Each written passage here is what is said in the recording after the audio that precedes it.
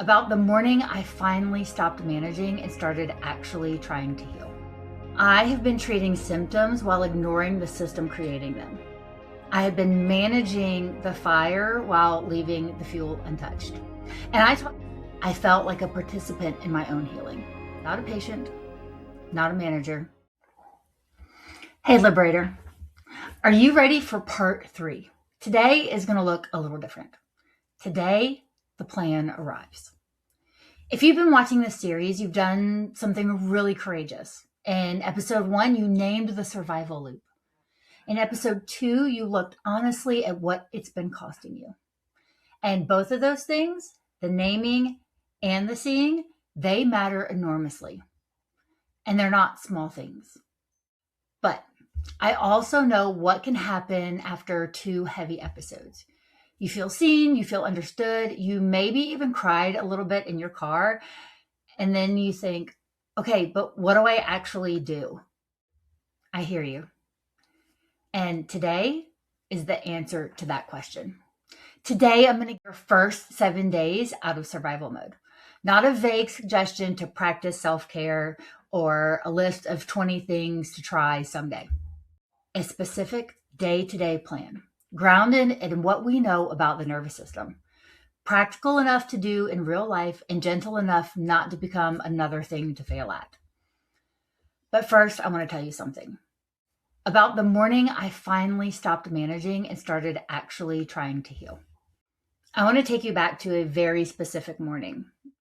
Not the morning of my illness. I've had worse. It's been a roller coaster. But the morning I changed the direction. I'd been managing my lupus for years, and by the time this morning happened, I want you to understand what managing looked like for me. I was taking my medications, I was going to my appointments, I was eating reasonably well at the time, I was doing all the things that you were supposed to do, and I was still exhausted in a way that frightened me. Still flaring, still waking up depleted. Still watching my life happen slightly outside of myself. Like the movie I was watching from the back row. I had convinced myself that this was just what lupus was. That this was my ceiling. The goal was management, not transformation. That not getting worse was the best I could reasonably hope for. Some days are still on that level. But one morning, early before anyone else was awake, I was sitting with my tea and I read something. I don't even remember what it was. A study, I think, about chronic stress and the HPA axis dysregulation. But it cracked something open. It got me thinking. Not in a dramatic way, not like a lightning bolt or a light above my head, just a quiet, unshakable thought that I couldn't let go. I have been treating symptoms while ignoring the system creating them. I have been managing the fire while leaving the fuel untouched. And I talk to my clients about this all the time. The house is on fire. We don't need to worry about blowing the candle out on the kitchen counter or the candle in the bathtub if the entire house is on fire. So in that moment, I made a decision not to do everything differently overnight, not to overhaul my entire life, because that feels like an easy, reasonable thing to do, but it's actually not. So we actually did the easy thing. So for 1 week, I want you to address the nervous system underneath the diagnosis. To stop pushing through and start just for 7 days by sending your body a different message. That week didn't fix everything for me, but it started a habit. And I want to be honest with you about that. Something shifted in that week, a softening, a sense of, oh, there is actually a different way to live inside this body. And for the first time in a long time, I felt something that I hadn't felt in years. I felt like a participant in my own healing. Not a patient, not a manager, a participant. And that's what I want to give you today. Not the promise that 7 days will solve everything, because it won't. But the genuine lived experience, certainty that 7 intentional days will change something. They will give your nervous system for the first taste of what safety feels like. And once your body knows that feeling, it will start working. So let's build the 7 days now. So before we get into these 7 days, we have one important step. If you don't yet know which area of the survival loop is activated, you need to do the survival mode audit. We talked about it in episode 1 and episode 2 of this series. So I highly encourage you to do that so you know where to focus in this 7-day plan.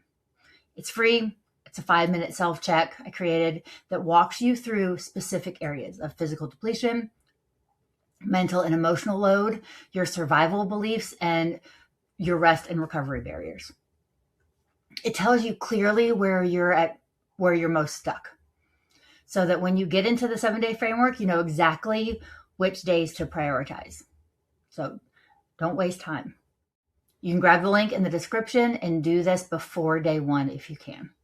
It'll make everything in this plan laid out harder if you don't do that, if you don't know where to start. Use the tool. Before we go through each day, I want to give you the rules of this plan because it is unlikely that you have done this 7-day plan before. Okay, rule number 1. Nothing in this plan should take more than 10 minutes a day. If it would, you're overthinking it. Simplify. Just do the exercise. Done imperfectly counts. So this is rule number 2. A 3-minute version of any day is infinitely better than skipping it or because you didn't want to do the full version. Progress over perfection every time. Rule number 3.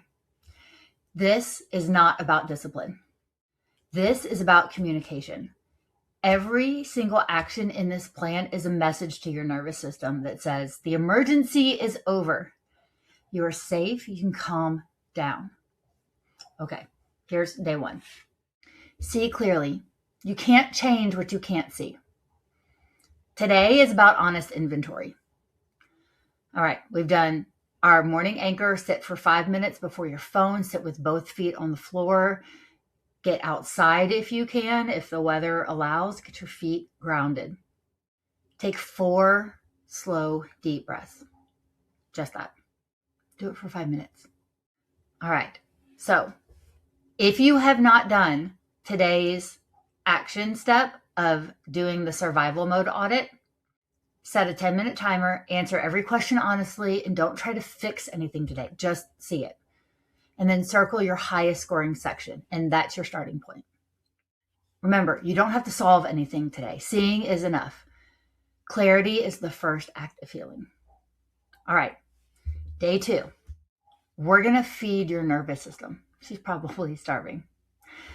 Blood sugar instability is one of the fastest ways to get stuck in fight or flight. So start with protein. Hit that 30 grams. Make the plan for today to hit 120 grams of protein. No exception. So start your day with eggs, Greek yogurt, a protein shake, anything, just protein first. So I want you to start your day with protein and I want you to end your day with protein. So today's action step is for you to eat every 3 to 4 hours. So set reminders if you need to. This is not a diet. This is biology. Every meal is a signal of safety to your nervous system. Feed it like it matters because it does. Today, you are going to eat like it is your job. And you're allowed to eat before you've earned it. You're allowed to nourish yourself unconditionally. We're just going to make a little shift. All right. Day 3. Interrupt the loop. Survival loop runs on automatic. Today, you're going to interrupt it deliberately 3 times. You've done your morning anchor, 4 breaths before your feet hit the floor, or you go outside and take 5 minutes to breathe. For 4, hold for 6. This activates the vagus nerve and begins shifting from sympathetic to parasympathetic in under 90 seconds. You can also do that ear trick that we've talked about. Okay, your action step for today is set 3 phone alarms, morning, midday, afternoon.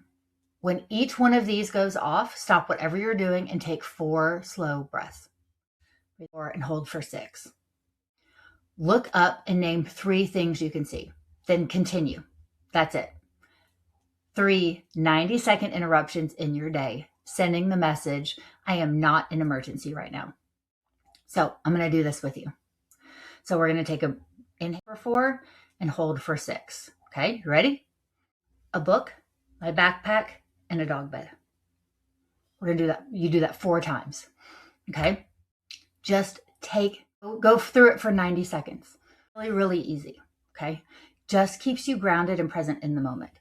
So you don't have to feel different for this to work. The nervous system responds to action, not the mood. All right. Day 4, put something down. And you're going to be able to download all of this, so don't feel like you have to take notes. I'm just walking you through everything, but you can download this and grab this information as a PDF. It'll be down in the show notes below. So day 4, we're going to put something down. The survival loop is partly maintained by everything you're still carrying that you were never supposed to carry alone. So again, you're going to do your morning anchor, your 4 breaths, and then you're going to write down 1 sentence. Today, I'm putting down blank. Finish that sentence. It can be small. Identify 1 obligation, 1 resentment, 1 worry, 1 task that is not yours to hold today, and consciously release it. If it's a task, delegate it, delay it, or drop it entirely. If it's a worry, write it on a piece of paper, put it in a drawer, and tell it, I'll deal with you on Thursday. If it's resentment, say it out loud. I release this because I need my energy back. You don't have to forgive everything. You just have to stop spending cortisol on it today. So another one of my favorite exercises to do along these lines is to make 2 lists. So you have a piece of paper, write down your name, what you're responsible for, and then God's responsibilities. Write your list, write God's list. Okay, what are the things that you can control and that you have dominion over? Okay, and then write down the things that you're giving to God, and then write your name list. So mine would say Annah Kate's list under God's list, because He is responsible for me. Right? So putting something down is not a failure. It's what strong women do when they finally understand that what strength actually costs. All right, day 5. We got 3 more days left. Restore 1 joy. Dopamine depletion is so real. And sometimes we can't put our finger on it, what it actually is. But your brain has forgotten how to generate pleasure. So today, we're going to remind it. So your morning anchor, you're going to do your 4 breaths, and then you're going to ask yourself, what is 1 thing I used to love that I haven't done in weeks or months or years? So today's action, do it. Do it today. Not the grand version, the 5-minute version. The playlist that you used to love, dance around while you're getting ready in the morning. Play it while you make your coffee or your tea, while you're drinking your morning drink. 5 minutes of drawing or coloring with no purpose. Not to be perfect, but just to be creative. Take a walk with your phone in your pocket, not in your hand. Read 1 chapter of a book for pleasure. Pop in an audiobook. Something that you wouldn't necessarily spend the time reading, but you want to listen to it. That little guilty pleasure. Tend to your plants. I talk to my plants. I water them and I feed them, whatever it is. Do 1 small version of it today and do it with permission. It's not an indulgence. This is neurological repair. Joy is not a reward. It's a biological requirement. You're allowed to have it today. All right, day 6, connect for real. Co-regulation, the calming of the nervous system by a safe, regulated other. This is one of the most powerful healing tools available, and it requires real connection. We have a rule in our house. We do a 6-second kiss, and we do hugs throughout the day. So I also hold my puppies. We do morning snuggles. During the day, I'm walking around the house. They're usually laying in the sun somewhere, solar charging, so I get to rub their face and give them kisses, and that's connection for me. Again, you're going to do your morning anchor, your 4 breaths, and then I want you to think of 1 safe person in your life. Someone whose presence feels like rest rather than performance, that you can just be yourself. You know that person that gives really, really good hugs? It's that person. So I want you to reach out to that person today, not to process your whole story, just to make a genuine contact. So text them if they're not somewhere in your physical vicinity. Text them and say, hey, I'm thinking about you. Or text them 8 minutes. Hey, I just need to feel connection today. I just need to feel safe. So it can be a phone call, a coffee, something real, even if it's brief. And when you're with them or messaging them, be slightly more honest than you usually are. One true thing. I've been so tired lately. I've been working on something and it's been good. Whatever fits. The goal is not performance. The goal is to really connect. You don't have to have it all together to connect. Connection is available to you in your mess. And the right people are going to help you regulate and cheer you on to that next step. So let them be your cheerleader when you don't feel like you can cheer yourself on sometimes. Day 7. This hasn't been hard so far, right? And we're all doing this within 10 minutes. So some of these things, you can take your action steps at different times of the day. I still want you to do your morning anchor every single day, right when you first wake up before you hop into emails or social media. Okay, day 7. Take stock and choose forward. The 7th day is not about doing more. It's about noticing what the week created and deciding what comes next. Again, you're going to do your morning anchor today, your 4 breaths, and then sit with your journal for 10 minutes and just write whatever comes to mind. I'm going to give you some questions that you can answer if you aren't really used to free flow writing. So, all right, you can answer these 3 questions. What did I notice this week in my body, in my mind, in my mood? What was the hardest day and what made it hard? What was one thing from this week that I want to carry forward? Don't analyze, don't grade yourself, just answer honestly. And this is important. Acknowledge that you showed up for 7 days. Not perfectly, but you showed up, and that matters. That is not nothing. That is the beginning of a new pattern. You don't need to be perfect for all 7 days to have earned what comes next. You just need to have tried. And congratulations, you did. All right. So here's another journal prompt that you can use for day 7. And anytime that you need to reconnect with these 7 days, you can answer this question. What would change in my life if I consistently chose my nervous system over my to-do list? Don't answer it perfectly. There's no right answer. Just write what comes. And the answer is the vision that is pulling you forward. Let's bring it home. Let's land this plane. Today, I gave you 7 days. 7 specific, doable, actually designed for real life days that begin the process of shifting your nervous system out of survival mode and into rest and repair state where healing happens. Day 1, you see clearly with a survival mode audit. I highly recommend that you do that so you know where to start. Day 2, feed your nervous system. Day 3, interrupt the loop. Day 4, put something down. Day 5, restore one joy. Day 6, connect for real. And day 7, take stock and choose how to move forward. 7 days, 10 minutes a day. That's it. So you can print this out. The PDF link is below. So everything, all the questions, everything is down below. So I want to talk about what happens after day 7, because here's what I know from years of doing this work. 7 days will crack the loop open. It's a pattern interrupt.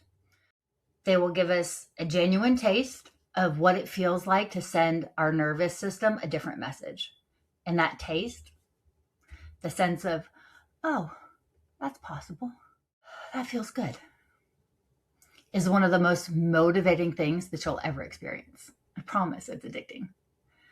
But 7 days is just the beginning, not a cure. The survival loop didn't form in 1 week and it won't dissolve in one either. So setting realistic expectations.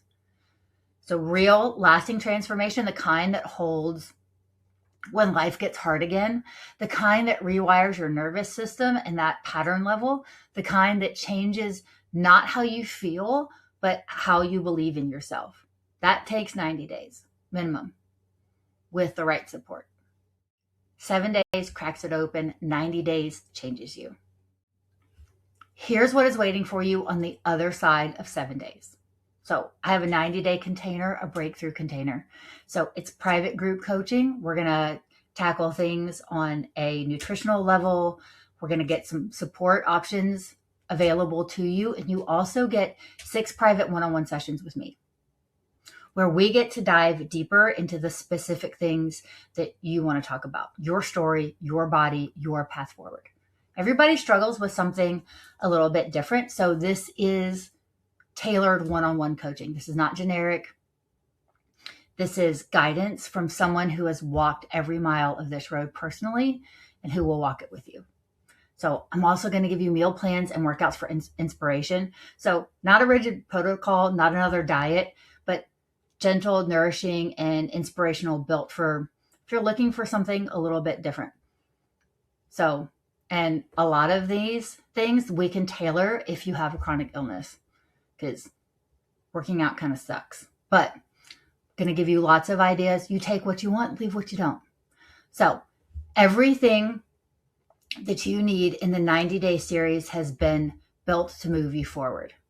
The nervous system work, the belief pattern, the habit foundation, and the faith integration, structured into a clear step-by-step 90-day program. No guessing of what comes next, but a map of the whole road, right? So check-in and accountability, all the things, because community is what matters. So the link below is in the video description. If after 3 episodes of this series and you keep saying yes, trust it, it's not impulse. That's recognition.